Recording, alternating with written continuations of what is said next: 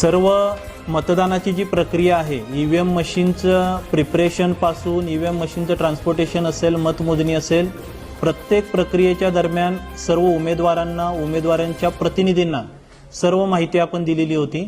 आणि मतमोजणी असेल किंवा EVMचं प्रिपरेशन असेल, मतदार यादी तयार करणं असेल, सर्व प्रक्रिया पारदर्शकपणे आपली पार पडली.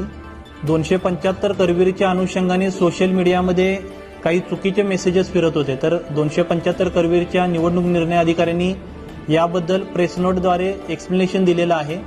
जी माहिती आम्ही मतदानाच्या दिवशी मतदानाच्या संख्येच्या बाबत दिलेली होती, त्या पद्धतीने प्रत्येक टप्प्यावरती मतमोजणी होऊन 275 करवीरची सुद्धा मतमोजणी पूर्णपणे पारदर्शक पद्धतीने झाली.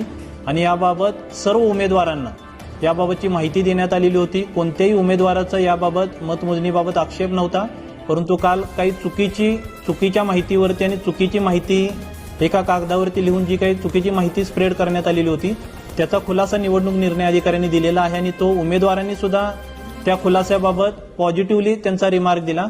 आणि EVMच्या बाबतीत किंवा कोणत्याही बाबतीत कोणत्याही प्रकारची तक्रार न येता आणि किरकोळ घटना सोडता कोणत्याही प्रकारचा शांततेला उपद्रव होईल अशी घटना न घडता ही आपली पूर्ण निवडणूक प्रक्रिया पार पडलेली आहे. 15 ऑक्टोबर 2024 रोजी सार्वत्रिक विधानसभा निवडणुकीची घोषणा झालेली होती.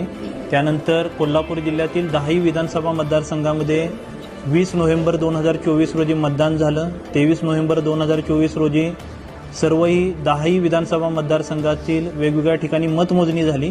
आणि या मागच्या 1.25 महिन्याच्या कालावधीमध्ये निवडणुकीची सर्व प्रक्रिया आणि मतदानाची सर्व प्रक्रिया ही शांततेमध्ये पारदर्शक पद्धतीने आणि नियमानुसार पार पडलेली आहे.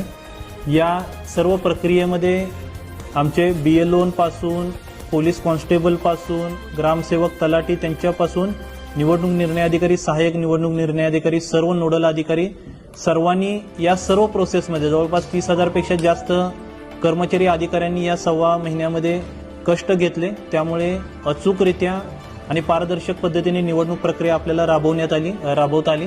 त्याबद्दल या सर्व कर्मचाऱ्यांचं, अधिकाऱ्यांचं मी अभिनंदन करतो, आभार व्यक्त करतो.